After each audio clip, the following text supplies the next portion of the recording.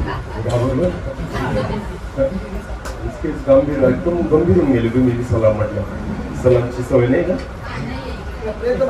पण म्हणत जा तुला वाटतं म्हणायलाच पाहिजे कारण देवाची स्तुती होते आमेन.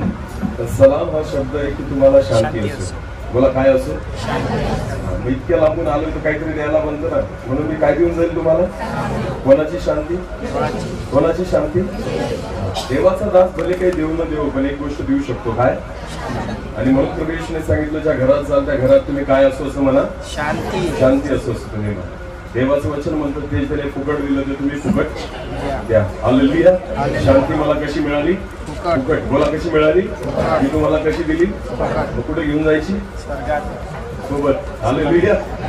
आज जगामध्ये सगळं विकत भेटतं फक्त शांती भेटत मनुष्य सगळीकडे शोधत फिरतो पण त्याला भेटत नाही आणि मनुष्य शांती मिळवण्यासाठी काय खर्च करतो बोला काय खर्च करतो पण त्याला हेच कळत नाही की शांती विकत मिळत नाही कशी मिळते फुकट. आणि दिली कोणी आहे येशूने. हालेलुया.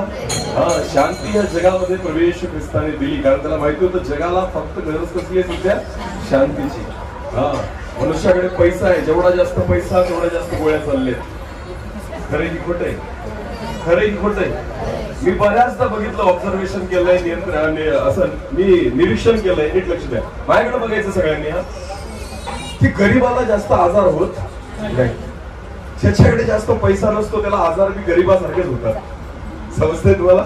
जो गरीब असतो बिचारा तो सर्दी खोकला ताप याच्यावरच खुश असतो बरोबर आहे की नाही आणि जो श्रीमंत असतो त्याला आजार बी श्रीमंतांचेच होतात. कोणते sugar diabetes blood pressure cancer TB आजाराचे नाव पण ऐकायचं पहिल्यांदा ऐकल्यासारखे वाटतात.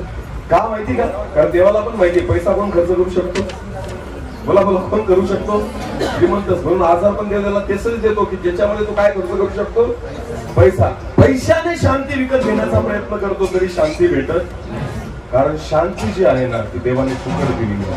आमेन. ती तुम्ही विकत घेऊ शकत. येशू म्हणतो ज्या घरात तुम्ही जाता त्या घरात तुम्ही शांती असं म्हणा मग माझी शांती त्या घरामध्ये राहील. हालेलुया. आणि देवाचा दास या नात्याने मी ज्यावेळेस तुमच्या समोर उभा आहे तर सर्वप्रथम माझी जबाबदारी की तुम्हाला येशूची शांती द्यावी. हालेलुया.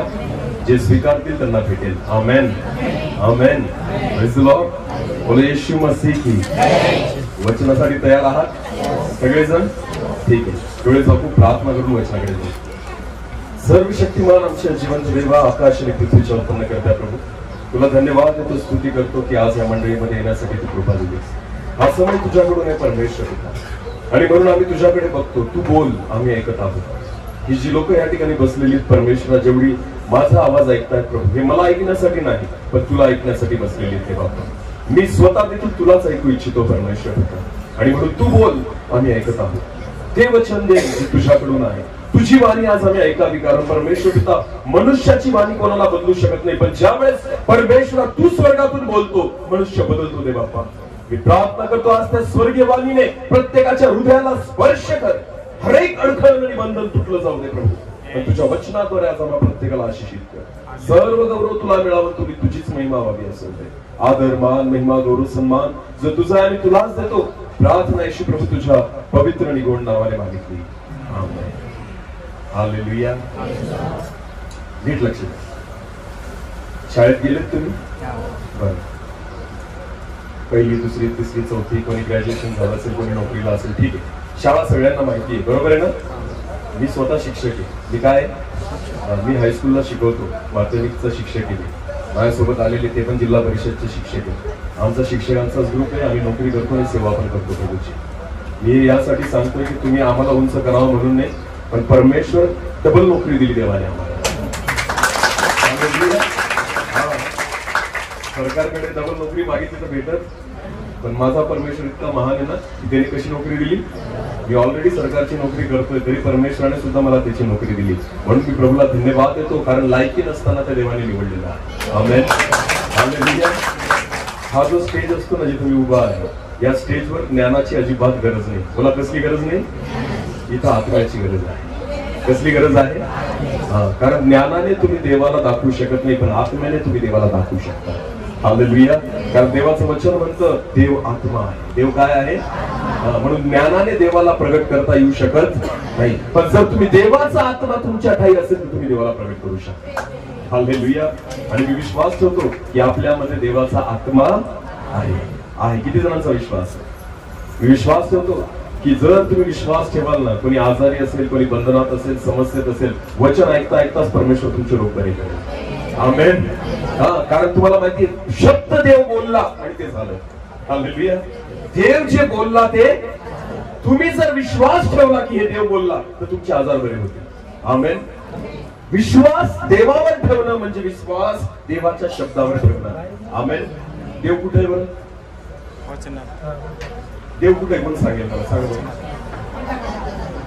आपल्या अंतःकरणात वाईट विचार पण आहे, एकमेकांबद्दलची निंदा पण आहे. किती जण आशीर्वाद ज्यांच्या मनात कोणाबद्दलच वाईट नाही असं कोणाचं मन आहे का? सांगा बरं, हात वर करा. माझ्या मनातला ब्रदर एकाच्या बद्दल पण वाईट नाही, हात वर करा. अरे करा, कोणीतरी करा. एक तर देव माणूस पाहिजे आपल्यामध्ये. मी सुद्धा नाहीये. मग मला एक सांगा, जर मनामध्ये एक सुद्धा वाईट विचार आपण म्हणजे एक तरी आहे, किमान एक तरी, मग अशा मनात देव राहील का? खरं सांगा, अशा मनामध्ये देव राहील का? राहील का? तुम्हाला माहिती देव सगळं काही ऍडजस्ट करू शकतो, पण पापाला ऍडजस्ट करू शकत. तुम्हाला माहिती स्वर्ग किती जणांना जायची इच्छा आहे? सगळ्यांनाच. कोणीच म्हणत नाही नरकात जायचं. हा ना, प्रत्येकाला कुठे जायचंय? खूप गर्दी चालली स्वर्गात. पण तुम्हाला माहितीये हे आपल्या इच्छेने नाही होणार, कोणाच्या इच्छेने होईल. आपल्याला तर वाटतं रास्त आहे, आपल्याला प्रत्येकाची इच्छा आहे की कुठे जावं. आता मला एक सांगा, प्रत्येक मुलगा जो शाळेत तुम्ही टाकतात तो कोणत्या अपेक्षेने टाकतात? याने काय करावं? चांगलं शिक्षण घ्यावं. शिक्षण घेऊन काय करावं? नोकरी करावी. नोकरी घेऊन करून काय करावं? पैसा. रास्त अपेक्षा आहे की नाही? आहे की नाहीये? मग प्रत्येक शाळेत टाकलेला मुलगा नोकरीला लागतो का? मग चूक कोणाची? प्रत्येक शाळेत टाकलेला मुलगा नोकरीला लागतो का? मग चूक कोणाची? शाळेची का मुलाची? बोला बोला, कोणाची? नीट लक्ष द्या. एकाच वर्गामध्ये 60 मुलं आहेत. किती मुलं आहेत? मी स्वतः शिकवतो. आमच्या वर्गात 60 मुलं आहेत. एका वर्गामध्ये एका वर्गात 60 मुलं आहेत. 60च्या 60 डॉक्टर होतील का? सगळेच इंजिनियर होतील का? सगळेच शिक्षक होतील का? सगळेच पोलीस भरतीमध्ये जातील का? सगळेच कलेक्टर होतील का? नाही. तर त्या 60 मुलांपैकी एखादा काय होईल? डॉक्टर. एखादा काय होईल? इंजिनियर. 2-4 काय होतील? शिक्षक. बोला, काय होतील? काही त्याच्यातले पोलिसात जातील, काही जे आहेत ते नोकरीच करणार, ते मजुरी पण करतील. काय करतील? काही जण मजुरी पण करतील. काही शेतकरी होतील. काय होतील? बघा, नीट लक्ष द्या. 60 मुलांना शिकवणारा शिक्षक एकच. बोला, काय? एकच. तो वेगळा आहे का? जो शिक्षक डॉक्टर होणाऱ्या मुलाला शिकवतोय तो शिक्षक मजुरी करणाऱ्या मुलाला पण काय करणार आहे? शिकवणार आहे. तरी सुद्धा एक काय झालं? एक मुलगा काय झाला? डॉक्टर. दुसरा काय झाला? शिक्षण तेच दिलं गेलं, त्याच व्यक्तीद्वारे दिलं गेलं. पुस्तकं पण तेच आहेत, ज्ञान पण तेच आहे. प्रॉब्लेम कोणाचा आहे? प्रॉब्लेम कोणाचा आहे? शिकवणारा कितीही चांगला असल्याने फरक पडत नाही, घेणारा किती चांगला आहे त्याच्याने फरक पडतो. हालेलुया. समजतं मी काय सांगतोय? शिकवणारा पार जीव तोडून शिकू द्या, त्याच्याने फरक नाही पडत, पण घेणारा कशा रीतीने घेतोय ना याच्याने फरक पडतो. कळतंय मी काय सांगतोय? जर घेणारा योग्य असेल ना तर तो त्या ठिकाणी 100% स्वतःला आशीर्वाद देतो. आमेन. आमेन. म्हणून मंडळीमध्ये पण लोक अनेक असतात, पण प्रत्येक मोशे बनत, प्रत्येक पेत्र बनत, प्रत्येक पौल बनत नाही. प्रत्येकाला दान मिळत, प्रत्येकाचे रोग बरे होत, प्रत्येकाच्या समस्या सगळ्या सुटत नाही. प्रॉब्लेम देणाऱ्यामध्ये नाहीये. प्रॉब्लेम अडचण देणाऱ्याची नाही. देणारा कमी पडत नाही. कोण कमी पडतो? घेणारा. मग घेणारे कोण आहेत? कोण आहेत? म्हणून मी तुम्हाला सांगतो, परमेश्वर इतका देऊ शकतो ना.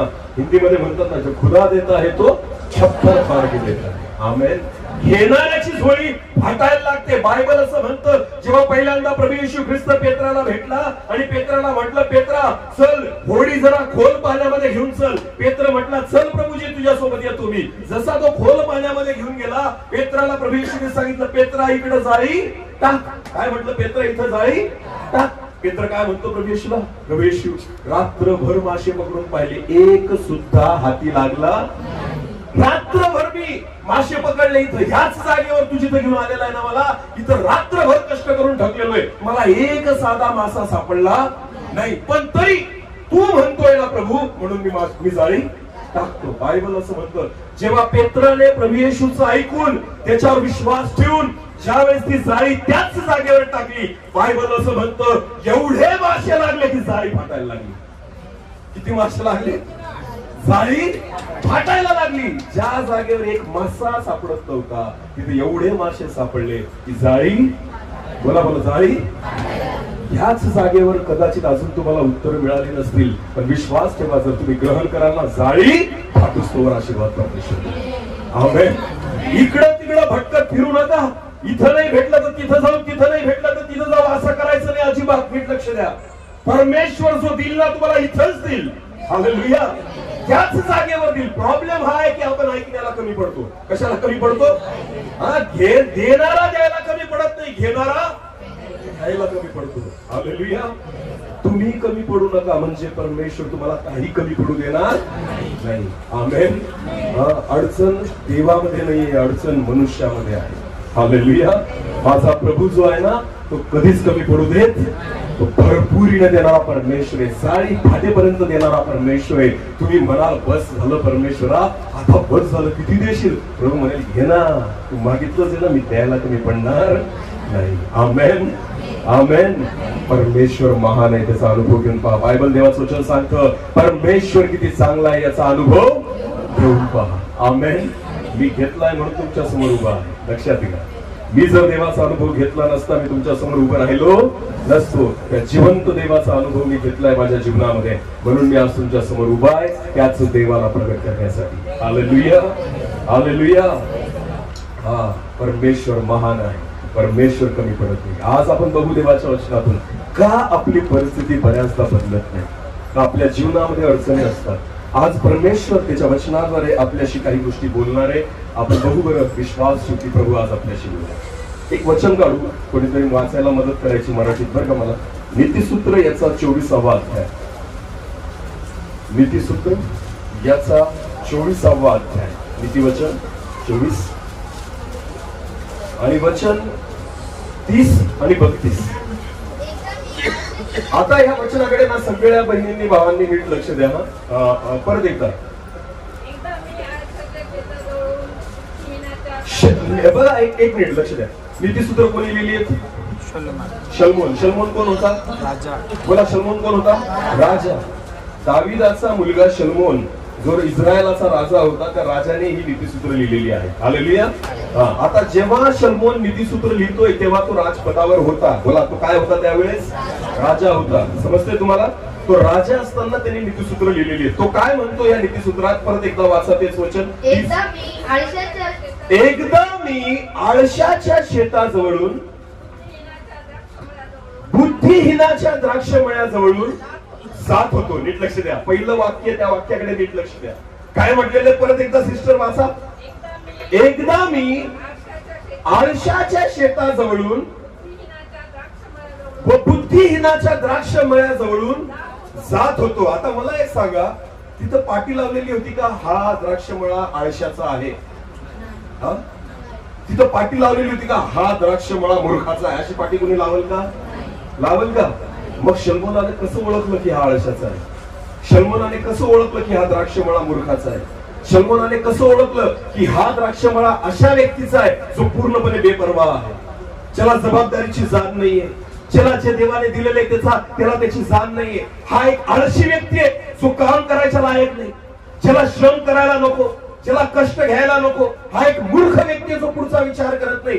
ज्या वेळेस शलमोन त्या व्यक्तीच्या द्राक्षमळ्याला बघतोय ना, तर त्या द्राक्षमळ्याला बघून त्याचा मालक कसा असेल याची तो त्या ठिकाणी कल्पना करतोय. हालेलुया. समजते का मी काय सांगतोय?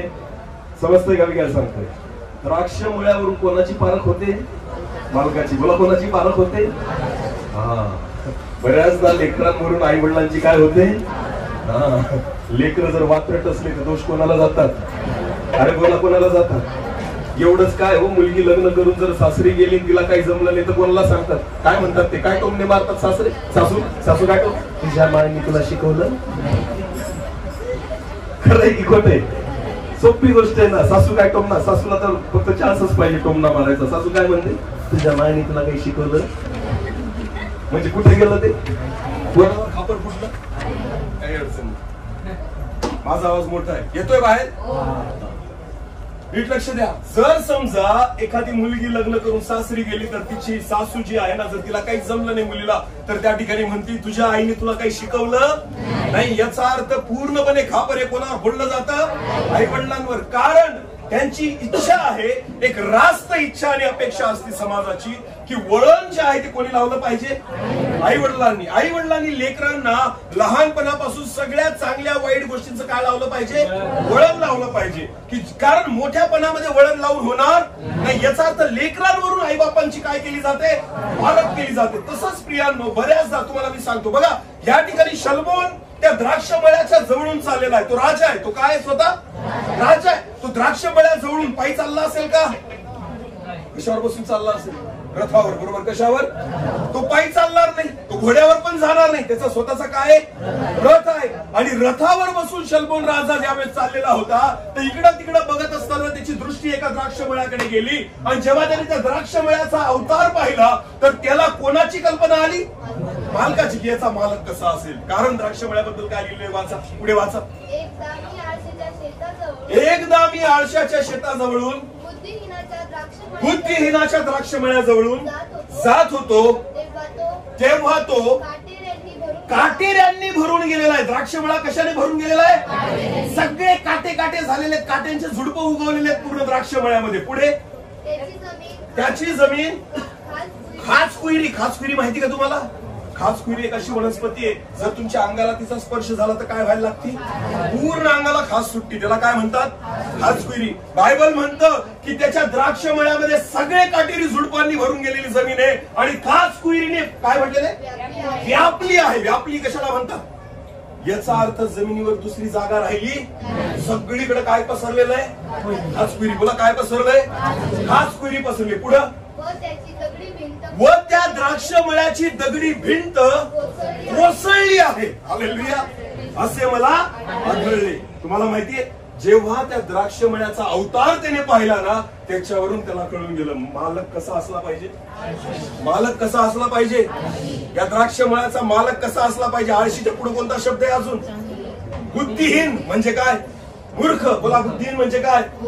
याचा अर्थ त्याला स्वतःच्या प्रॉपर्टीची जबाबदारी, त्याला किंमत स्वतः सांभाळू शकत. आयतं भेटलेलं आहे पण आपल्याला सांभाळता येत नाही. यालाच म्हणतात आळशीपणा, यालाच म्हणतात बुद्धिहीनता, की जे आपल्याला आयतं भेटलंय ते सुद्धा आपल्याला सांभाळता येत. मी नेहमी म्हणतो प्रियांनो, लक्ष द्या, देवाने इतकं सुंदर शरीर आपल्याला दिलंय. हालेलुया. खरं आहे की नाही? याची किंमत कधी कळते माहिती तुम्हाला? जेव्हा डोळ्यांना काय लागतो? चष्मा. डॉक्टरांकडे जातो, चेक करतो, डोळ्यांचा चष्मा घेतो आणि कितीचा भेटतो चष्मा?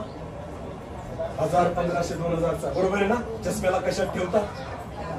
कशात ठेवता? डोक्यामध्ये, बॉक्स मध्ये. बरोबर. कशासाठी?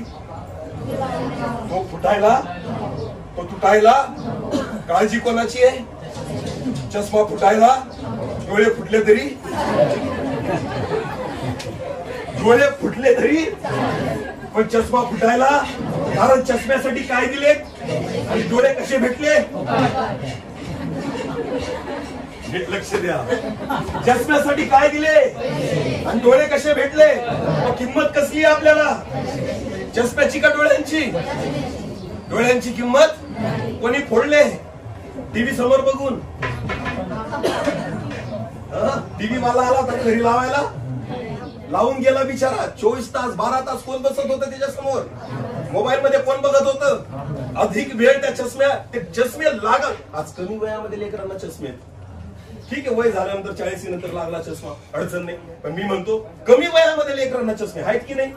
मला सांगा, मोबाईल कंपनीचा दोष आहे का आपल्या लेकरांचा दोष आहे?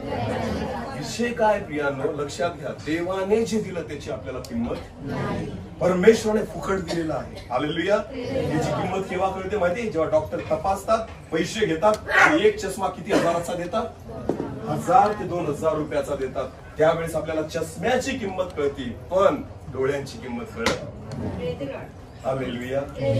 दात किती आहेत प्रत्येकाला? किती? 32. डॉक्टरकडे जा बरं बसवायला. एक दाताची किंमत काय? एक दात बसवायला जर गेले तुम्ही डॉक्टर, ओरिजिनल दात बरं का, रस्त्यावर पण फिरतात बसवणारे, ते नाही सांगते मी. दवाखान्यात, हालेलुया, दवाखान्यात जर एक दात बसवायला गेले तर कमीत कमी किती हजार लागतात? 5 ते 10 हजार. किती? आपण 5च भरू. किती? 5च धरू. किती? 5000. चला, 32 दातांची किंमत किती झाली? 32 दात 1,60,000. आजची किती काय दिलेत परमेश्वराने तुम्हाला? फुकट. कशी दिलेत? तरी त्याची किंमत. दात कोण खराब करत? मला कोण खराब करत? नको ते खायचं, नको ते प्यायचं, त्याच्याने सगळे दात जे होते सफेद कसे झाले? पिवळे झाले, लाल झाले, छिद्रे पडले, तुटले, खराब झाले, सडले. झाले की नाही? झाले की नाही? मला सांगा ना, देवाने जे फुकट दिले त्याची किंमत आहे आपल्याला? डॉक्टरनी जर ड्रिल मारून 5000चा दात कोंबला त्याच्यामध्ये, तर त्याला कसं करतात?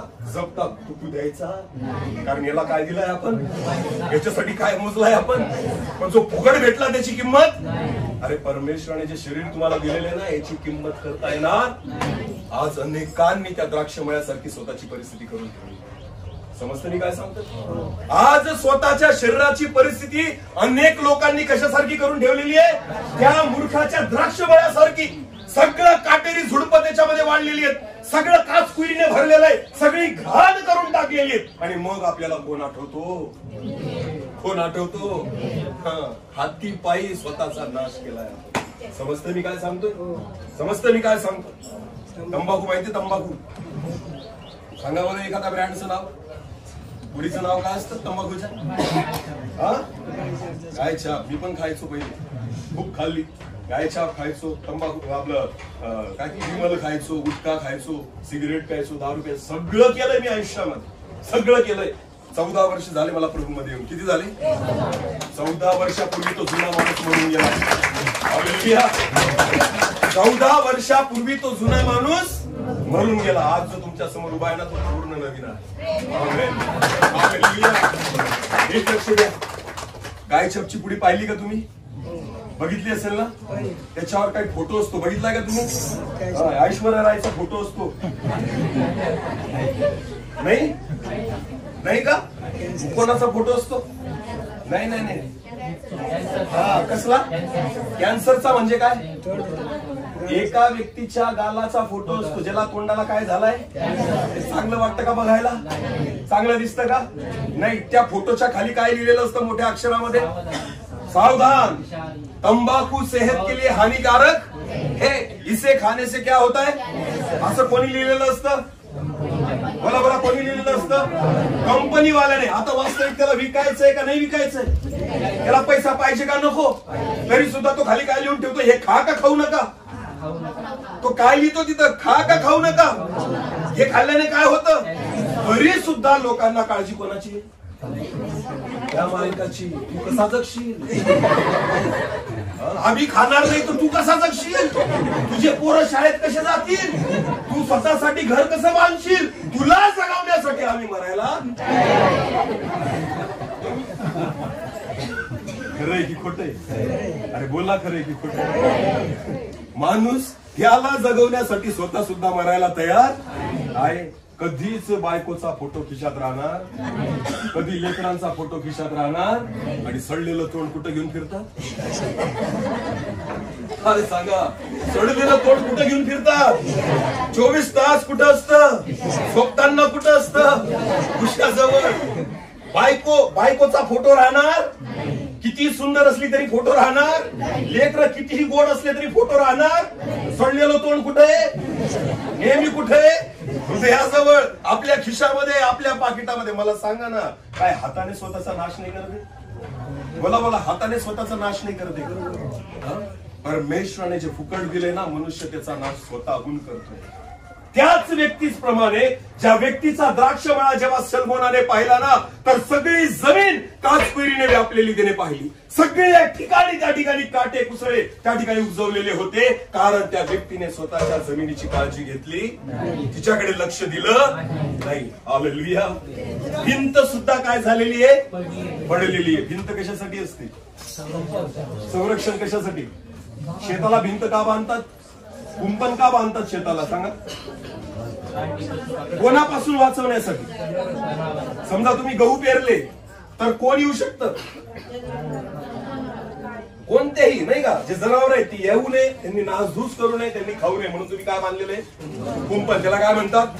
कुंपण. याचा अर्थ कोणीही आतमध्ये शिरायला नको. कुंपणामध्ये शिरण्याचा अधिकार फक्त कोणाला आहे? बरोबर, कोणाला आहे? मालक विचार करेल तर तो आतमध्ये जाईल, बाकी बाहेरच्याला विचारून आतमध्ये यावं लागेल. हालेलुया. मजुरांना बोलवल्याशिवाय आतमध्ये येणार, काम करणाऱ्यांना बोलवल्याशिवाय आतमध्ये येणार. पूर्णपणे त्या जमिनीवरचा मालकी हक्क कोणाचा आहे? मालकाचा. म्हणून आजूबाजूला काय केलं जातं? तुमच्या शरीरावर, तुमच्या जीवनावर अधिकार फक्त कोणाचा आहे? मालकाचा. बोला, कोणाचा आहे? मालकाशिवाय दुसरा आतमध्ये यायला. मालकाशिवाय. मालक कोणी आपला? बोला, तुम्हाला आणि मला कोणी निर्माण केलं? देवाचं वचन म्हणतं परमेश्वराने मनुष्याला स्वतःच्या प्रतिरूपाचं निर्माण केलं. आमेन. तुम्ही आणि मी कोणाचं प्रतिरूप आहोत?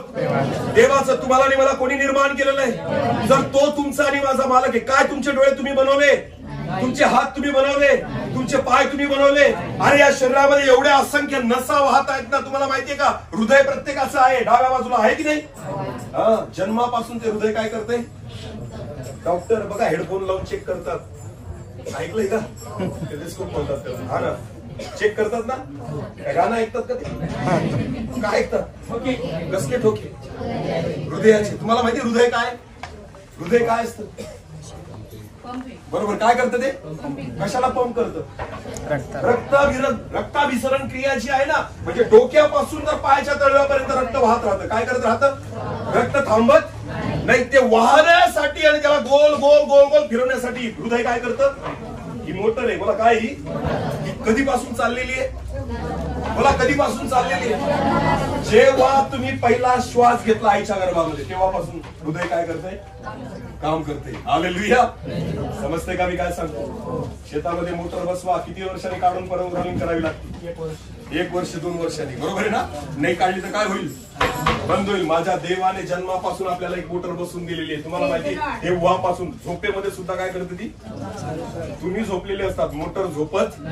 ती जर झोपली तर तुम्ही पण परत उठणार. म्हणून देवाने अशी मोटर फिट केलेली आहे, तुम्ही झोपा किंवा जागा, मोटर काय असेल? हालेलुया. किंमत आहे आपल्याला स्वतः. अरे मी तुम्हाला सांगतो, देवाने इतकं सुंदर बनवलंय. परमेश्वराने इतका सुंदर द्राक्षमळा दिलेला आहे ना, हाताने मनुष्याचा काय करतो? हाताने मनुष्याचा नाश करतोय. मी तुम्हाला सांगतो, परमेश्वर इतर बाहेरच्या गोष्टींचा हिशोब नंतर घेईल. सर्वात अगोदर परमेश्वर, बायबल देवाचं वचन म्हणतं, जो कोणी माझ्या मंदिराचा नाश करेल. तुमचं शरीर माझं काय म्हणतं देवाचं वचन? मंदिर. जो कोणी माझ्या मंदिराचा नाश करेल, देव म्हणतो मी त्याचा काय करेल? हालेलुया. तुम्हाला काहीच अधिकार नाही स्वतःच्या मंदिराचा नाश करण्याचा. माहित चालू आहे? कशाला ओरडतो? हालेलुया. कळतंय का मी काय सांगतोय ते? हाताने स्वतःच्या शरीराचा जो नाश करेल ना, देवाचं वचन म्हणतो मी त्याचा काय करेल? ज्यावेळेस शल्मोन त्या द्राक्षमळ्याच्या जवळून जात होताना, त्या द्राक्षमळ्याची परिस्थिती त्याने पाहिली आणि शल्मोनाने विचार केला की हा द्राक्षमळा कोणाचा असला पाहिजे? आरशाचा. बोला, कोणाचा असला पाहिजे? आरशी कोणाला म्हणतात? आरशी कोणाला म्हणतात? जो काहीच काम करत, ज्याला काही श्रम करायला, ज्याला कोणतेच कष्ट घ्यायला नको. आपल्याला सगळं कुठं पाहिजे? जागेवर. बोला, कुठं पाहिजे? देव पण आपल्याला कशासाठी पाहिजे? इथंच दे, आताच दे. श्रम करायला लावू, नुसता विश्वास ठेवला की आपल्याला पाहिजे. बायबल म्हणतं विश्वास भूत पण ठेवतात. बायबल काय म्हणतं? याकोबाच्या पत्रामध्ये देवाचं वचन म्हणतं विश्वास कोण ठेवतात? भूतांमध्ये आपल्यामध्ये फरक आहे की नाही? आहे की नाही? मग भूतासारखा विश्वास ठेवायचा का माणसासारखा विश्वास ठेवायचा? बोला बोला बोला. कारण भूत विश्वास ठेवतात देवावर आणि घाबरतात त्याला, थरथर कापतात वचन म्हणतं. आमेन. पण आपला विश्वास तसा नाही. नीट लक्ष द्या. श्रम केल्याशिवाय तुम्ही काहीच मिळवू शकत कष्ट केल्याशिवाय काही प्राप्त करू शकत नाही. देव सुद्धा प्राप्त करण्यासाठी तुम्हाला काही ना काही काय करावे लागतील, श्रम करावे लागतील. बोला, काय करावे लागतील? कष्ट करावेच लागतील. त्याच्याशिवाय तुमच्या द्राक्षमळ्याला चांगली फळं येणार, तुमचा द्राक्षमळा आशीर्वादित होणार, तुमचं जीवन आशीर्वादित होऊ शकणार नाही. आज जर तुमच्या जीवनामध्ये अडचणी असतील, बघा नीट लक्ष द्या, माझ्याकडे बघा. अडचणी नाही असा एक पण मनुष्य जगामध्ये. अडचणी गरजेच्या आहेत, समस्या येणं हे गरजेचं.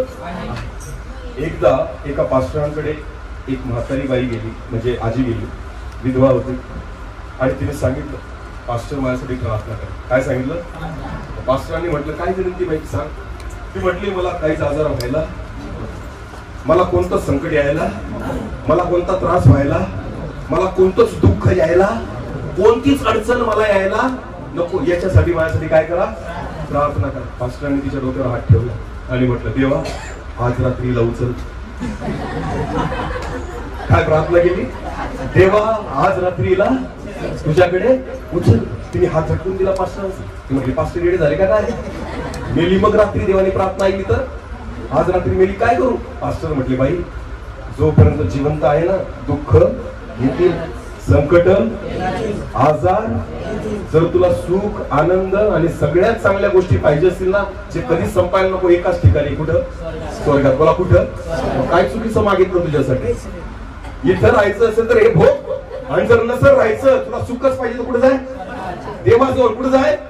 जिथं कधीच तुला दुःख होणार, आजारी पडणार, रडावं लागणार, त्रास होणार. अरे येशूच्या 12 शिष्यांना बघा ना, प्रत्येकाने येशूसाठी आपला प्राण दिला. काय दिला? जिवंतपणे कातडी काढली गेली येशूच्या एका शिष्याची. काय काढली गेली? कातडी काढणं सोपं वाटतंय तुम्हाला? काढून बघा एखाद्या बोटाची कातडी, पूर्ण शरीराची कातडी काढली गेली. जसं एखाद्या फळाला आपण सोलतो ना, त्याचं संपूर्ण शरीर सोडून काढलं. विचार करा काय त्रास असेल. कोण होता तो? प्रभू येशू ख्रिस्ताचा शिष्य. कोणासाठी सहन केलं त्याने? कारण त्याला माहिती होतं, हे 60 वर्षाचं आयुष्य मला नाही जगायचं, अनंतकालिक जीवन पाहिजे. हालेलुया. भले या 60 वर्षामध्ये मी दुःख सहन करेल, त्रास सहन करेल, पीडा सहन करेल, पण अनंतकालिक सुखाकडे मला जायचं. आमेन. येशू ख्रिस्ताने तुम्हाला ह्यासाठी नाही निवडलं की तुम्ही फक्त हे जीवन जगावं, ह्यासाठी निवडलं की सदा सर्वदा त्याच्यासोबत राहा. आमेन. हालेलुया. या जीवनामध्ये अडचणी, समस्या येतील. नीट लक्ष द्या. 2 गोष्टी असतात. एक, अडचणी गरजेच्या आहेत. जीवनात अडचणी पाहिजे, पण अडचणीत जीवन नको. समजते का मी काय सांगतोय? परत एकदा सांगतोय. प्रत्येकाच्या जीवनात अडचणी पाहिजे, पण अडचणीमध्ये जीवन, अडचणीतलं जीवन काय? तर द्राक्षमळ्यासारखे. बोला, काय? जे पूर्णपणे कशाने व्यापलेलं आहे? काचकुळीने. बोला, कशाने? आणि सगळीकडे काटेरी काय आहे?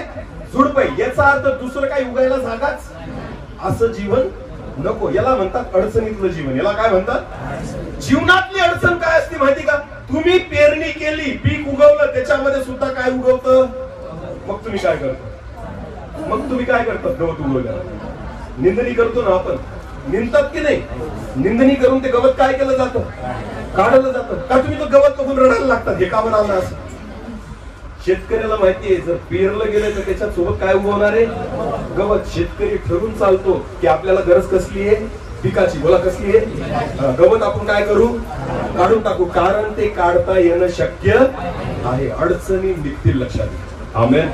अडचणी कायमस्वरूपी नाहीयेत. परमेश्वराने जर तुमच्या जीवनामध्ये एखादी अडचण टाकलेली ना, तर परमेश्वराला माहिती आहे ही काढण्यासाठीच आहे. आमेन. पण मला एक सांगा, इकडे बघा, देव कधी आठवतो? सुखात का दुःखात? बरोबर उत्तर दिलं. देव कधी आठवतो? दुःखात. सुखात आठवत? मग देवाने आपल्याला सुखात ठेवावं का दुःखात ठेवावं? देवाने आपल्याला सुखात ठेवावं का दुःखात ठेवावं? देव आठवतो कधी? मग देवाने आपल्याला सुखात ठेवावं का दुःखात ठेवावं? कारण सुखात तुम्ही देवाला आठवणार. तुम्हीच तर तोंडाने म्हणतात आपण देवाला कधी आठवतो? दुःखात. मग देवाने जर आपल्याला सुखात ठेवलं तर तुम्ही देवाला आठवाल का? म्हणून देव कशात ठेवतो? म्हणून देव कशात ठेवतो? मग त्यापेक्षा देवाला कशात आठवा? सुखात जर आठवाल तर देव दुःख येऊ देणार? मनुष्याचा प्रॉब्लेम हा आहे की सुख आलं का देव विसरून देवाला आठवत तू कोण आणि मी कोण. हालेलुया.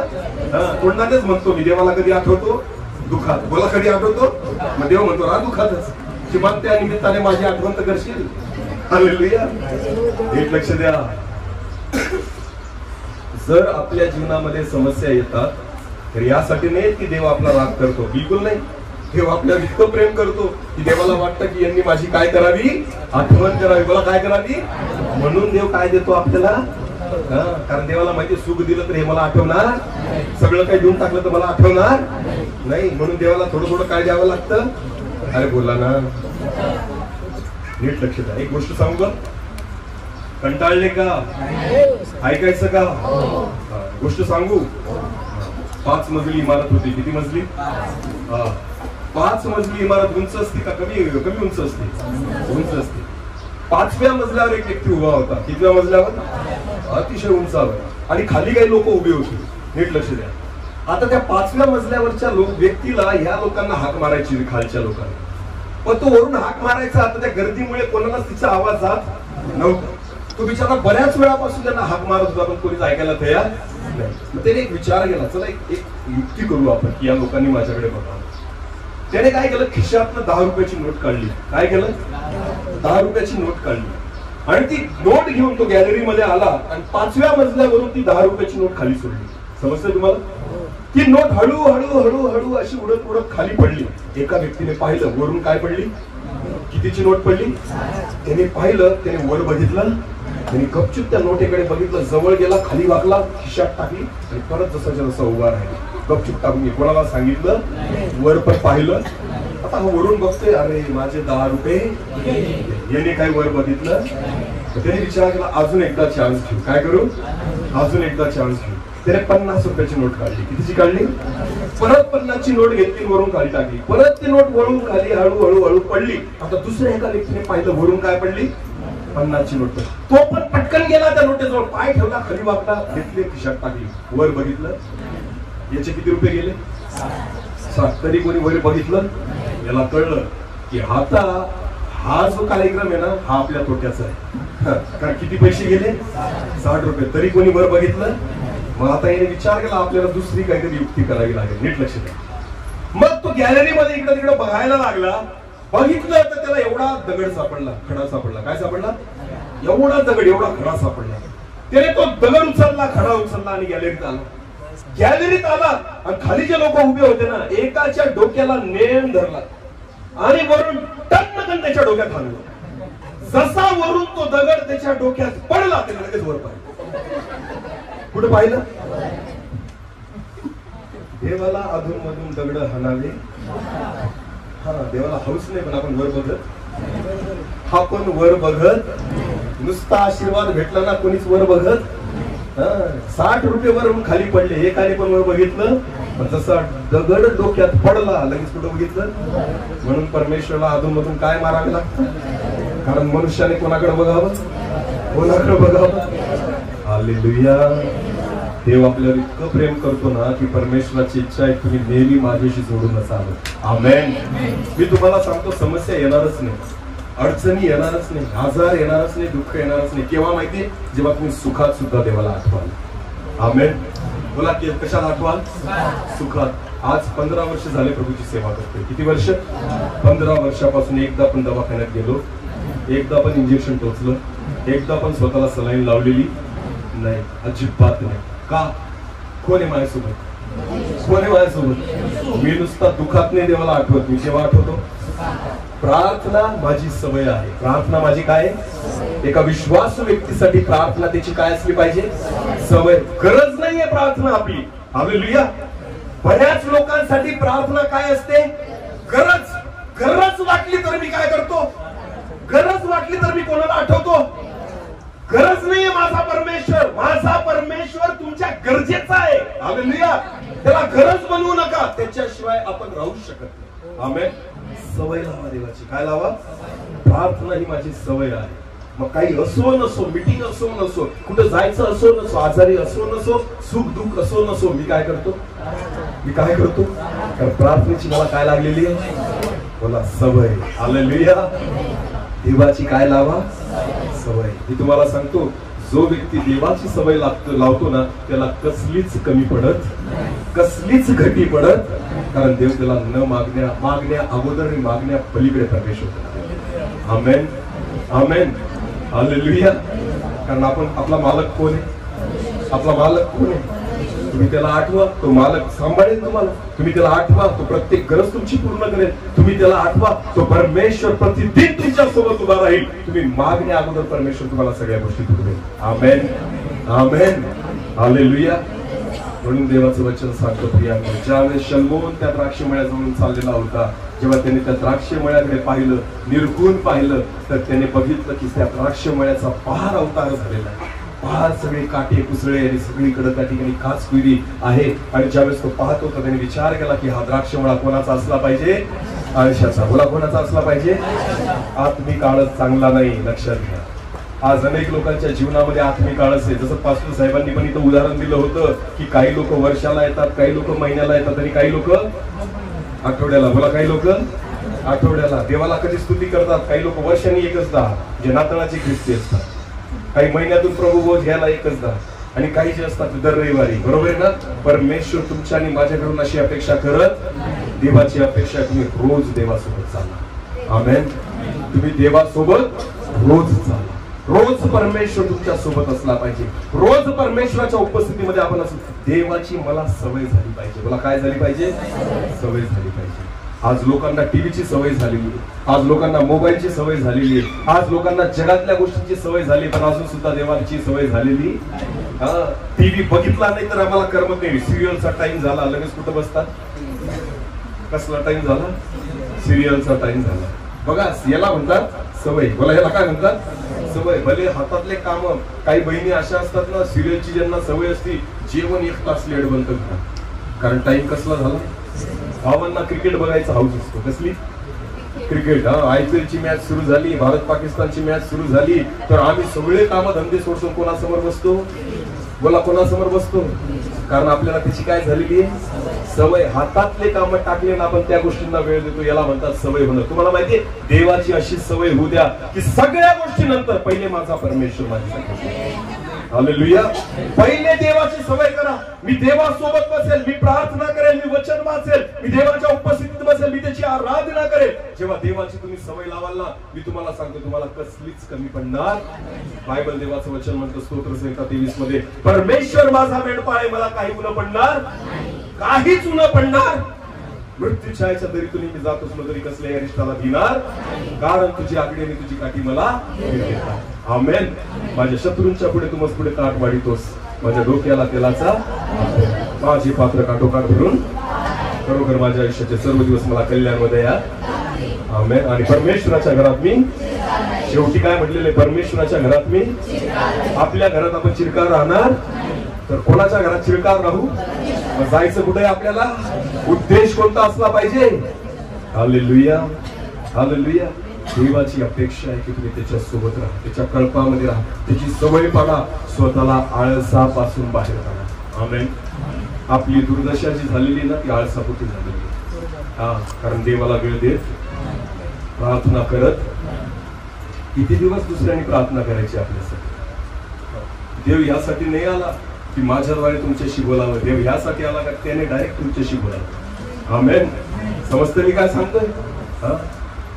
मी तर तुम्हाला ओळखत सुद्धा नाही, मला तुमची नावं माहिती नाही, पण तुम्हाला माहिती देव तुम्हाला नावापत्त्यासहित ओळखतो. हालेलुया. समजतंय तुम्हाला? मग सांगा, खरं प्रेम कोण करतं तुमच्यावर? कोण करतो? देव. कारण बायबल असं म्हणतं, तू आईच्या गर्भात असताना पासूनच मी तुला निवडलेलं आहे. आमेन. तुमच्या आईने तुमचा चेहरा पाहिलेला नव्हता तेव्हाच कोणी पाहिला होता? कारण गर्भामध्ये आई सुद्धा त्याच्या लेकराचा चेहरा बघू शकत नाही. कोणी पाहिला होता? म्हणजे विचार करा, आईपेक्षा अधिक प्रेम कोणी केलं? कारण परमेश्वर तिथून तुम्हाला ओळखतो जेव्हा तुम्ही तुमच्या आईच्या पोटात होते, गर्भात होते. हालेलुया. माझ्या देवाने पहिलेच तुमचा चेहरा पाहून ठेवलेला होता. माझ्या परमेश्वराने पहिलेच तुम्हाला निरखून पाहिलेलं होतं. विचार करा, परमेश्वर किती प्रेम करतो. आमेन. एवढं प्रेम जर देव तुमच्यावर करेल, तू सोडेल? तुम्हाला सोडेल का? अंतर देईल आपल्याला नाही, लागणारी प्रत्येक गोष्ट परमेश्वर त्याच्या नावामध्ये पूर्ण करेल. आमेन. फक्त आपली गरज आहे की आपण देवाशी एकनिष्ठ राहिलं पाहिजे. हालेलुया.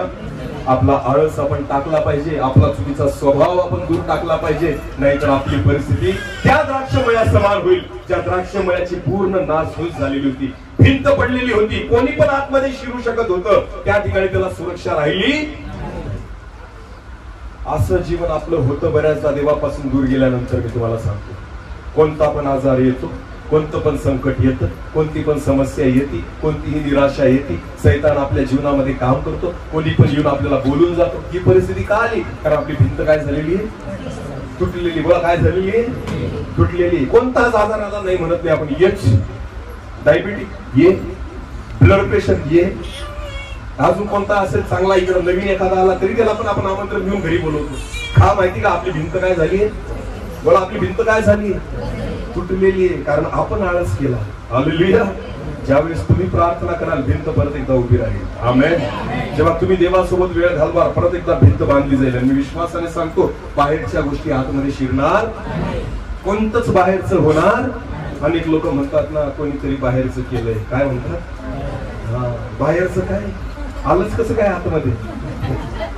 म्हणतात की नाही? खरं सांगा, काहीतरी बाहेरचं आहे.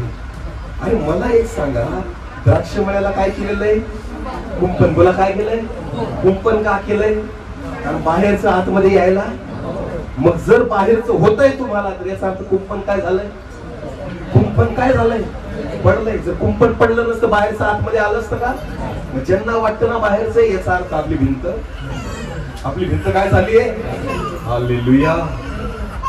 समजतंय का मी काय सांगतो? बोला, हालेलुया. मी देवाचा दास विश्वास ठेवतो, जगामध्ये अशी एक पण गोष्ट नाही की जी तुम्हाला स्पर्श करू शकेल. विश्वासाने सांगतो, सैतान तुमचं काहीच करू शकत जर विश्वास ठेवाल. जर भिंत देवाची तुमच्या आजूबाजूला असेल ना, मी विश्वासाने सांगतो, करणी करणाऱ्यांना चॅलेंज करतो आहे, करा आम्हाला विश्वास आहे, काहीच होणार नाही. यासाठी नाही की आम्ही विशेष आहोत, बिलकुल नाही. आमच्या मध्ये जो आहे तो मोठा आहे. आमेन. हालेलुया. बायबल म्हणतं, जगात जो आहे त्यापेक्षा जो तुमच्यामध्ये येतो मोठा आहे. तुमच्यामध्ये येतो, आपल्यामध्ये कोण आहे? देव आहे. हालेलुया. तो जगातल्या सगळ्या गोष्टींपेक्षा काय? कोणी लिंबू, मिरची, हळद, कुंकू टाकून तुमच्या दारात टाकून गेलं तर काय कराल? कोणीतरी काहीतरी बाहेरचं. आपण हात लावणार, ओलांडणार, पाय लावणार, झाडू लावणार नाही, कारण कोणीतरी बाहेरचं टाकू. अरे फुकट कोणाला भेटतं? घ्या ना ती मिरची, करा घरात कापून खा, काहीतरी करून पोहे बिये बनवा तिची. आजकाल फुकट काही भेटत. भाजीपाल्याच्या किमती बघा किती वाढल्या. लिंबू सुद्धा 5 रुपयाला झालाय. आता कितीला झालाय? टाकून गेलं फुकट तुमच्या घरी कोणीतरी. आता प्या सर्व उन्हाळ्याच्या दिवसामध्ये शेजारी टाकून गेलं तर त्याला म्हणा, बाबा तू नशील खात मला दे. समजतंय मी काय सांगतोय? हे कधी शक्य आहे माहिती का तुम्हाला? जेव्हा तुमचा विश्वास कोणावर असेल. कोणावर असेल? अरे मला सांगा, परमेश्वर इतका महान असताना या गोष्टींना का घाबरतात? आमेन. आपण घाबरतो का माहिती का? कारण आपली भिंत पडली, म्हणून बाहेरच्या गोष्टी आतमध्ये येतात. पण जर तुमची भिंत पक्की असेल ना, देवावर विश्वास पक्का असेल ना, देवाशी तुम्ही एकनिष्ठ असाल ना, देवाशी संबंध तुमचे चांगले असतील ना, मी तुम्हाला विश्वासाने सांगतो, बाहेरची एक पण गोष्ट आतमध्ये शिरणार, तुम्हाला बाधणार काहीच होऊ शकत. हालेलुया. हालेलुया. माझा परमेश्वर रात्रंदिवस, बायबल देवाचं वचन म्हणतं की इस्रायलाच्या रक्षकाला झोप लागत नाही, व तो कधी डुलकी सुद्धा घेत. कोण म्हणजे कोण नाही झोप? इस्रायलचा रक्षक कोण? परमेश्वर. बोला, कोण आहे? परमेश्वर कधी झोपत व त्याला डुलकी सुद्धा लागत. याचा अर्थ रात्रंदिवस देवाची नजर कोणावर आहे? हालेलुया. तुम्ही झोपतात पण देव झोपत. घरामध्ये चौकीदार ठेवा घराच्या बाहेर, तो सुद्धा रात्री काय करतो? पण माझा परमेश्वर कधी झोपत. जर तो झोपतच नाही, त्याला डुलकी सुद्धा येत नाही, तर विचार करा ना, कोण स्पर्श करेल तुम्हाला? कोण तुमच्या विरोधात मागेल? पण हे त्यांच्यासाठी आहे ज्यांचा रक्षण करता कोण आहे, ज्यांच्या आजूबाजूला देवाने काय बांधलेली आहे? भिंत आणि कुंपण आहे. हालेलुया. जर आपण आळशी असू, जर आपण त्या व्यक्तीसारखे असू, त्या द्राक्षमळ्याच्या मालकासारखे, की आपल्यालाच किंमत नाही आपल्या शरीराची, आपल्यालाच किंमत नाही आपल्या जीवनाची, तर लक्षात घ्या परमेश्वर पण त्या ठिकाणी काही करू शकत. पहिले सगळ्यात मोठी किंमत तर देवाने जे जीवन दिलेलं त्याची करा. आमेन. कारण हे जीवन परत भेटायचं. सगळं लक्षात घ्या. पैसा कमवू शकतात, घर नव्याने बांधू शकतात, गाडी नव्याने घेऊ शकतात, सगळ्या गोष्टी होतील, पण जीवन परत भेटणार एकचदा दिलंय परमेश्वराने, हे जीवन परत भेटणार नाही. व्यर्थ गोष्टींमध्ये वाया घालवू नका, कारण ही परमेश्वराने दिलेली संधी जी तुम्हाला परत भेटणार. म्हणून तर देवाची इतकी काळजी तुमच्या आणि माझ्याबद्दल, की अरे स्वतःच्या जीवाचा नाश करू. बायबल म्हणतं, देवाचं वचन म्हणतं, तू सगळं जग मिळवलं आणि स्वतःच्या जीवाचा नाश केला तर तुला हालेलुया, हालेलुया. विश्वास ठेवा, देव आपल्या सोबत आहे. आमेन. मी माझं उदाहरण यासाठी देतो प्रत्येक वेळ, की मी अनुभव घेतो देवाच्या कृपेचा. आमेन. आम्ही कितीतरी ठिकाणी फिरतो, मिटिंगांना, इकडे जा तिकडे जा, रात्रंदिवस प्रवास असतो, नोकरी करायची, मिटिंग करायच्या, अनेक ठिकाणी वचनाचा प्रचार, सगळ्या गोष्टी रात्रंदिवस, रोजच्या तारखा इकडे तिकडे पळ पळ पळ पळ चाललंय. तर तुम्हाला माहिती, केव्हाही खातो, केव्हाही प्रवास करतो, केव्हाही रात्री झोपतो, थोड्या वेळ झोपतो, परत सकाळी उठतो, शाळेला जातो, परत नोकरीला जातो, परत त्या ठिकाणी सेवेला जातो, परत वचनाचा प्रचार करतो. कोणी दिलं ते पाणी प्यायचं, कुठे गेलो चहा प्यायची, ज्याने दिलं ते जेवण खायचं. अजिबात कोणत्याच गोष्टीचं पथ्य पाणी नाही. तरी सुद्धा एकही आजार, तरी एकही गोळी, तरी कधी अपचन होत, तरी कधी ऍसिडिटी होत नाही. इथं तर आपण घरात बसून आहोत, तरी सुद्धा काय होतं, मला एक चहा घेतली तर काय होती, जळजळतंय. मग वरून काय प्यावं लागतं, इनो. काय प्यावं लागतं, इनो. म्हणजे चहा 5 रुपयाचा आणि इनो पण चहा कसला 5 रुपयाचा, कितीचा झाला आता 10 रुपयाचा, आणि इनो कितीचा 5. म्हणजे तो किती मध्ये पडला चहा, 15 मध्ये. घ्या 10चा चहा किती मध्ये पिताय, 15 मध्ये. कारण तो नुसता चहा पचत नाही, त्याच्यावर काय घ्यावं लागतं, आणि मग ती ऍसिडिटी काय होती, काय ही परिस्थिती करून ठेवली. द्राक्षमळा सगळा काय झालाय, खराब. बोला काय झालाय. डॉक्टरनी सांगितलं तिखट खायचं, गोड खायचं, तेलकट खायचं, मटण खायचं, मासे खायचे, मीठ खायचं. मग मरणा कशाला जातो, राहिलंच काय खायला. मग आता खरंय की खोटंय, अरे बोला खरंय की खोटंय. जे खायचं ते डॉक्टर म्हणतो खायचं, मग काय खायचं. आता मीठ सुद्धा खायचं. ही परिस्थिती आपल्याला कोणी आणली, देवाने. बोला बोला, कोणी आणली. आपला द्राक्षमळा कोणी खराब केला, काटेपुऱ्यांकडे लक्ष कोणी नाही दिलं, खासखुरीकडे लक्ष कोणी नाही दिलं, निष्काळजीपणा कोणी केला, देवापासून दूर कोण झालं, प्रार्थना कोणी नाही केली, देवाच्या उपस्थितीत कोण नाही चाललं, देवाला आवडेल असं जीवन कोण नाही जगलं. खापर कोणाला फोडायचं, पास्टर प्रार्थना करतात तरी उत्तर भेटत. प्रॉब्लेम पास्टरांमध्ये नाही, प्रॉब्लेम हालेलुया.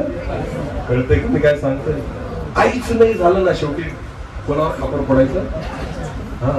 सोपं असतं ते, सोपं असतं. सगळ्यात सोपं खापर फोडणं कोणावर आहे, आमच्या पास्टरच्या प्रार्थनेला उत्तर भेटत, म्हणून आम्ही कुठं जातो, जगात कुठं पण जा, तुला उत्तर भेटणार. प्रॉब्लेम पास्टर मध्ये नाहीच आहे. प्रॉब्लेम कोणात आहे, कोणात आहे. तो तुझ्या मुखांनी बसलाय सैतान. समजते तुम्हाला ते काय सांग, खरंय की खोटंय. आणि बोला खरंय की खोटंय. आणि सगळा दोष जगाला देऊ, आपण स्वतःवर दोष घेणार नाही. हालेलुया. खरं खरं उत्तर द्यायचं. चांगलं कोणाबद्दल ऐकायला आवडतं आपल्याला, आपल्याबद्दल का दुसऱ्याबद्दल. आणि वाईट कोणाबद्दल ऐकायला आवडतं, आपल्याबद्दल का दुसऱ्याबद्दल. म्हणून सुधरत, ज्या दिवशी स्वतःबद्दल चुकीचं ऐकाल ना, त्या दिवशी काय व्हाल, सुधराल. बोला काय व्हाल. नुसतं चांगलं ऐकायची सवय ठेवाल तर अजिबात सुधारणार नाही. आज परमेश्वर आपल्याशी अशा गोष्टी बोलतोय ज्या आपल्याला ऐकायला आवडत. पण तुम्हाला माहिती, बायबल म्हणतं सत्य तुम्हाला कळेल आणि सत्यच तुम्हाला बंधमुक्त करेल. आमेन. आणि सत्य ते आहे जे आपल्याला ऐकायला आवडत, सत्य ते आहे जे मनुष्याला बोलायला आवडत. हालेलुया. ग्रहण करा, विश्वास ठेवा, परमेश्वर तुमच्या जीवनामध्ये काम करेल. आमेन. देवाला अशक्य असं काही, देव कमी पडत, कमी कोण पडतं? आपण. हालेलुया. माझा परमेश्वर देवाचं वचन सांगतो, तो जसा होता तसाच तो आज आहे आणि तो सर्व काळ तसाच असणार आहे. आमेन. ज्या देवाने मोशेसाठी आणि इस्रायल लोकांसाठी लाल समुद्र दुभागला, यार्देन नदीचे 2 भाग केले, स्वर्गातून मान्ना पाडला, खडकातून पाणी काढलं, तोच जिवंत परमेश्वर तुमचा आणि माझा आहे. हालेलुया. परमेश्वराचं सामर्थ्य वर्षानुसार कमी झालेलं नाहीये, तो जसा होता तसाच आहे आणि सर्व काळ तसाच असणार आहे. आमेन. जर तो परमेश्वर मोशेसाठी करू शकतो तर तो परमेश्वर तुमच्या आणि माझ्यासाठी पण करू शकतो. हालेलुया. विश्वास ठेवा, देवाला अशक्य असं आहे, कमी आपण पडतो. हालेलुया.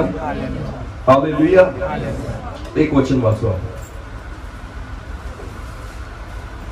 2 कोरिंथियाचा 12वा अध्याय.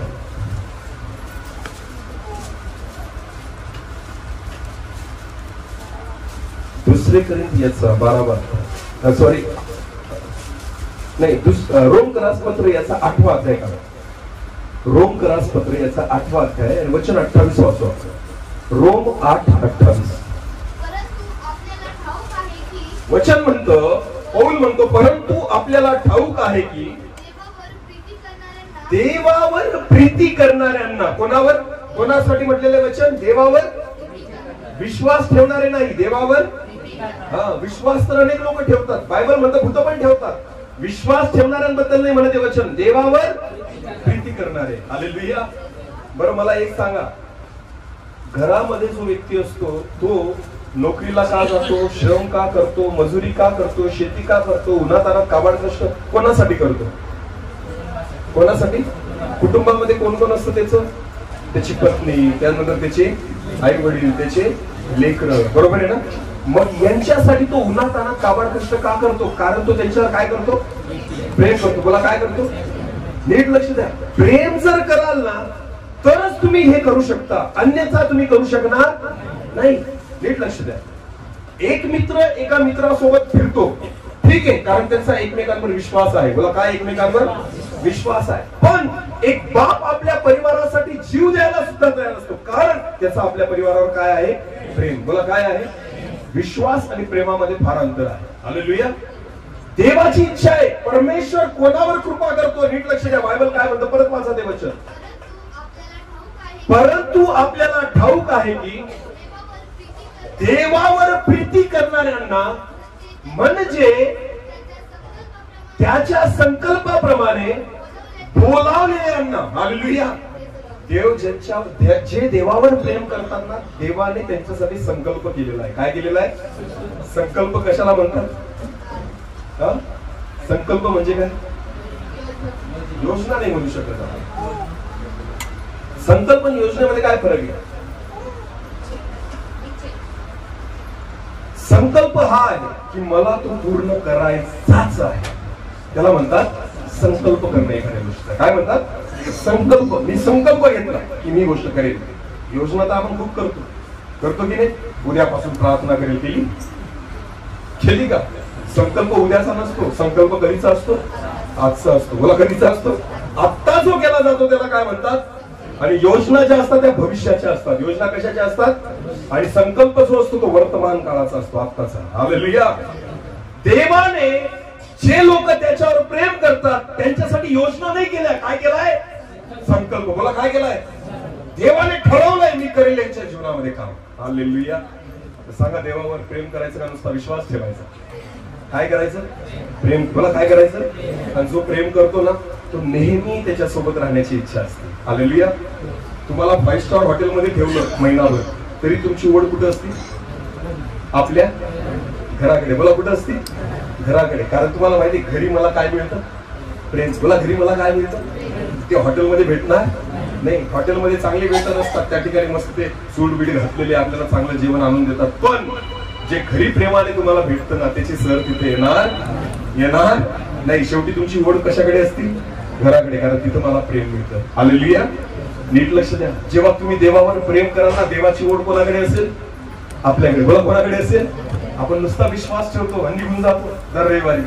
देवाला म्हणतो, देवा मी विश्वास ठेवला म्हणून तुझी आराधना केली, प्रार्थना केली, मागितलं, पण विश्वास ठेवला निघून गेलो, प्रेम नाही केलं. पण जो देवावर प्रेम करतो ना तो त्याला कधीच सोडत. तो म्हणतो, देवा मी इथं पण तुला भेटायला आलो, मी घरी पण तुलाच घेऊन जाईल. कुठे घेऊन जाईल? माझ्या घरी, कारण मी तुझ्याशिवाय राहू शकत. म्हणून देवावर प्रेम करणारा व्यक्ती प्रत्येक क्षणी कोणाशी जोडलेला असतो? देवाशी. बोला, कोणाशी जोडलेला असतो? हा फरक आहे. आमेन. देवावर काय करा, म्हणजे तुम्ही इथं पण कराल आणि घरी पण. नुसतं रविवारीच प्रार्थना करणार नाही, तर रोज प्रतिदिन प्रत्येक क्षणी तुमच्या सोबत कोण असेल? कारण तुम्ही देवावर काय करता?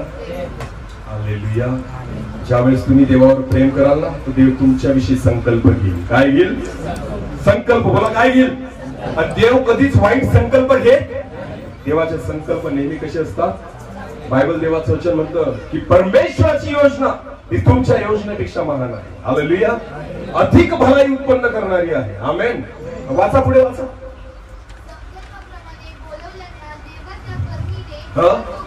बायबल म्हणतं ज्यांच्याविषयी देवाने संकल्प केलेला आहे त्यांच्याविषयी देवाच्या करुणेने सर्व गोष्टी मिळून कल्याणकारकच होतील. हालेलुया.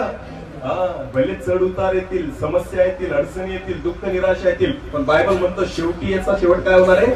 कल्याणकारक. मला काय होईल? चांगल्यासाठीच होईल. हालेलुया.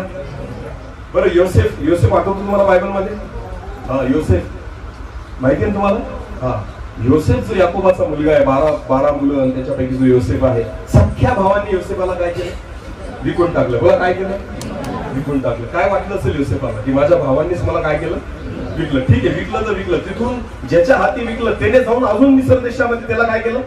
विकलं. बायबल मध्ये वाचा तुम्ही, असं म्हटलेलं आहे, ज्या लोकांनी त्याला विकत घेतलं भावांकडून ते घेऊन गेले आणि परत मिस्र देशामध्ये जाऊन पोटिफर नावाच्या व्यक्तीला त्यांनी काय केलं? योसेफाला विकून दिलं. म्हणजे बघा, एखाद्या वस्तूप्रमाणे त्याला विकतायत कोणी पण. विकलं कशाला जातं? वस्तूला ज्याची किंमत केली जाते. माणसाला विकलं तर कसं वाटतं? विचार करा. सख्या भावाने त्याला विकलं. काय म्हणून विकलं? राजा म्हणून? गुलाम. बोला, काय? गुलाम म्हणजे काय? नोकर बरा, पण गुलाम बरा नाही. कारण नोकराला सुद्धा नोकरी सोडता येते, पण गुलामाला चाकरी सोडता येत. गुलाम जो असतो त्याला पगार भेटत. गुलाम जो असतो तो अहोरात्र त्याच्या गुलामीशी बांधलेला आहे, त्याला म्हणतात गुलाम. विचार करा, सख्या भावांनी विकून टाकलं, तिथून पोटिफर नावाच्या घरी त्याला विकून टाकलं आणि गुलाम म्हणून तो त्या ठिकाणी राहतोय. ही परिस्थिती जेव्हा योसेफाच्या जीवनामध्ये होती तर योसेफाला काय वाटायला पाहिजे? देवाने मला सोडून दिलेलं, देव माझ्या सोबत. तुम्हाला माहिती, तरी सुद्धा योसेफ त्या परिस्थितीमध्ये कोणाशी जोडलेला होता? पोटिफराची बायको त्याला म्हणायची की माझ्यासोबत वाईट कर्म कर, माझ्यासोबत व्यभिचार कर. केला योसेफाने? नाही. तो म्हणतो देवाच्या विरोधात मी पाप करू शकत. याचा अर्थ योसेफ कोणाचा भय धरतो? कोणावर प्रेम करतो? कोणाशी जोडलेला आहे? म्हणून परमेश्वर त्याच्या सोबत होता. अरे, खोट्या आरोपाखाली योसेफाला त्या बायकोने पकडलं आणि तिच्या नवऱ्याने त्याला जेलमध्ये टाकलं. कुठे टाकलं? तुरुंगामध्ये टाकलं. बघा, सख्या भावाने विकलं, त्यातून दुसऱ्याने विकलं, तिथून आता तो कुठे गेला? जेलमध्ये गेला. एक पण चांगली गोष्ट योसेफाच्या जीवनामध्ये घडत. आता घरामध्ये राहत होता, गुलामी करत होता, आता कुठं राहतोय? जेलमध्ये. म्हणजे त्या ठिकाणी 4 भिंतींच्या आत जेलचं खाणं पिणं बिना आंघोळीचा तसाच त्या ठिकाणी आहे. हालेलुया. तरी विश्वास कोणावर आहे? ज्या वेळेस जेलमध्ये त्याच्यासोबत 2 कैदी होते, त्यांना स्वप्न पडली. त्या स्वप्नाचे अर्थ कोणी सांगितले? कोणी सांगितले? कोणाच्या साह्याने सांगितले अर्थ? कारण त्याला दान कोणी दिलेलं होतं? तो जोडलेला कोणाशी होता? त्याने जेव्हा त्या लोकांना स्वप्नाचा अर्थ सांगितला तर त्यावेळेस तेच अर्थ पूर्ण झाले. ते बाहेर निघाले, ते पण विसरून गेले योसेफाला की ज्यांनी अर्थ सांगितला. तो व्यक्ती विसरून गेला योसेफाला. अनेक काळानंतर, महिन्यानंतर त्या ठिकाणी कोणाला स्वप्न पडलं? फारो राजाला. बोला, कोणाला? आणि फारो राजाला स्वप्न पडलं. फारो बेचैन झाला. त्याचा स्वप्नाचा अर्थ कोणी सांगू शकत नव्हता. त्यावेळेस जो राजाचा पॅलेबरदार होता ना, त्याला आठवलं की अरे, एक व्यक्ती आहे जो कुठं होता? जेलमध्ये. बघा, कुठं होता? ज्याने कोणाच्या स्वप्नाचा अर्थ सांगितला? राजाला त्याने सांगितलं, अरे मी एका व्यक्तीला ओळखतो बरं का, तो जेलमध्ये आहे, त्याने माझ्या स्वप्नाचा अर्थ बरोबर सांगितला. महाराज, त्याचं नाव योसेफ आहे. कोण आहे? बायबल असं म्हणतं. त्या दिवशी राजाने त्याला त्या जेलमधून बाहेर काढलं. त्याची आंघोळ केली गेली, त्याला नवीन कपडे दिले गेले, त्याची दाढी केली गेली. स्वच्छ असा येऊन उभा राहिला राजासमोर आणि राजाला त्याने त्याच्या स्वप्नाचा अर्थ. बायबल असं म्हणतं, जेव्हा महाराजांना त्याने स्वप्नाचा अर्थ सांगितला त्याच दिवशी राजाने त्याला स्वतःची अंगठी काढली, त्याच्या पोटामध्ये टाकली आणि म्हटलं, आजपासून तू मिस्र देशाचा काय आहे? अधिपती. बोला, काय आहे? माझ्या नंतर सगळे अधिकार कोणाचे आहेत? कालच्या रात्री जेलमध्ये होता, कालच्या रात्री कुठे होता, आणि आज डायरेक्ट मिस्र देशाचा काय झाला? ही देवाची योजना आहे. आमेन. ही देवाची काय आहे? योजना. हालेलुया. बायबल म्हणतं, देवावर प्रेम करणाऱ्यांना आणि त्याच्या संकल्पाप्रमाणे बोलावलेल्यांना सगळ्या गोष्टी मिळून काय होतील? कल्याणकारकच होतील. तुला काय होतील? म्हणून अडचणी आल्या असतील, समस्या आल्या असतील, निराशा आल्या असतील, खचून जाऊ नका. विश्वास ठेवा, काहीतरी अद्भुत परमेश्वराने ठेवलेला आहे. आमेन. खूप मोठा आशीर्वाद प्रभूने तुमच्यासाठी ठेवलेला आहे. किती जणांचा विश्वास आहे? लांब उडी माहिती का तुम्हाला? लांब उडी खेळलेत का कधी? काय असते लांब उडी? पळत येतात ना, आणि काय करतात? जितक्या लांब उडी मारता येईल त्याला मारतात. बरोबर आहे ना? जेवढी लांब उडी मारायची असेल तेवढं काय करावं लागेल? मागे जावं लागेल. मला काय करावं लागेल? समजा तुम्ही 2च पावलं मागे गेले तर लांब उडी मारता येईल का? नुसते 4 पावलं गेले तर? जेवढे जास्त मागे जाल तेवढी लांब उडी मारता. लक्षात घ्या, प्रभू तुम्हाला लांब उडी मारायचं शिकवतोय. आमेन. बोला, काय शिकवतोय? आज तुमच्या जीवनामध्ये असणारी एखादी परिस्थिती तुम्हाला हरवण्यासाठी नाही, तुमचा नाश करण्यासाठी नाही, पण तुम्हाला एक मोठी झेप घ्यायला परमेश्वर लावणार आहे. आमेन. हालेलुया. परमेश्वर अधिक काहीतरी तुम्हाला देऊ इच्छितो म्हणून एखादी परिस्थिती आपल्या जीवनामध्ये येते. आमेन. हालेलुया. विश्वास ठेवता तुम्ही? बायबल देवाचं वचन म्हणतं, येशू म्हणतो, मार्थे, जर तू विश्वास ठेवशील तर देवाचं गौरव पाहशील. आमेन. तुम्ही जर विश्वास ठेवाल, येणाऱ्या दिवसामध्ये तुम्ही जिवंत देवाचं काय पाहाल? गौरव पाहाल. आमेन. कारण देवाला अशक्य असं काहीच नाही. किती जणांची तयारी लांब उडी मारण्याची आहे का? मग मागे जायला घाबरायचं, अडचणी आल्या घाबरायचं, समस्या आल्या घाबरायचं. विश्वास ठेवायचं. तुमच्यासोबत कोण आहे? कोण आहे? ज्याला कधी झोप लागत, जो कधी डुलकी सुद्धा घेत नाही, जो कधी तुम्हाला विसरत. बायबल म्हणतं, मी तुम्हाला माझ्या तळ हातावर कोरून ठेवले. कुठं? कुठं कोरलं देवाने? तळ हातावर. याचा अर्थ परमेश्वराच्या नजरेसमोर तुम्ही नित्य आहात. आमेन.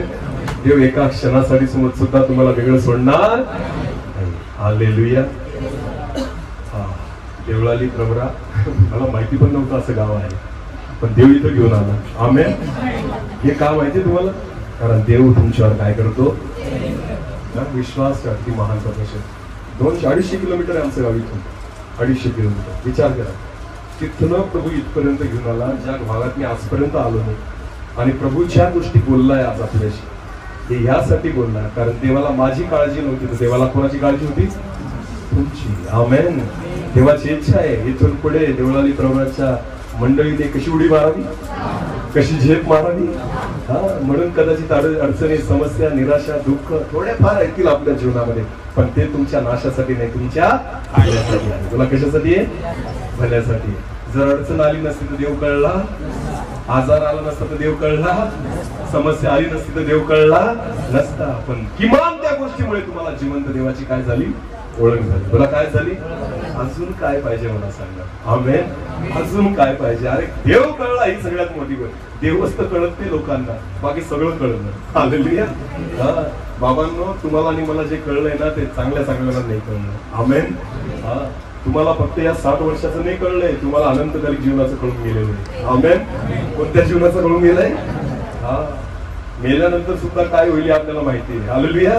हे कोण सांगतं आपल्याला? देवाचं वचन. एकमात्र असं पुस्तक आहे जगामध्ये जे आजचं पण, जे कालचं पण सांगतं, जे आजचं पण सांगतं, जे येणाऱ्या दिवसात काय होईल ते पण सांगतं. हालेलुया. जर तुम्ही याच्यावर विश्वास ठेवाल ना तर तुमचं आयुष्य सेट आहे. हालेलुया. ते कोणी बदलू शकत नाही. विश्वास ठेवा. परमेश्वराने तुम्हाला यासाठी पाचारण केलं, निवडलेलं आहे की तुम्ही आशीर्वादित व्हा. आमेन. योसेफासारखी परिस्थिती येऊ द्या, काही फरक पडणार नाही. कालची रात्र जेलमध्ये होती, पण आजची रात्र मिस्र देशाचा काय झाला? अधिपती. हालेलुया. आज फारोची अंगठी कोणाच्या हातामध्ये? योसेफाच्या. गुलाम कोणाच्या हातामध्ये?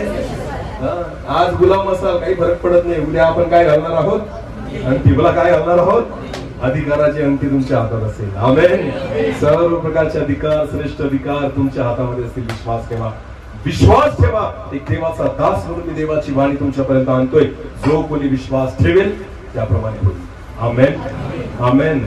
ज्याला कान आहेत तो, ज्याला कान आहेत तो ऐकू. जर तुम्ही विश्वास ठेवाल तर देवाचं गौरव तुमच्या जीवनामध्ये होताना तुम्ही बघा. आमेन.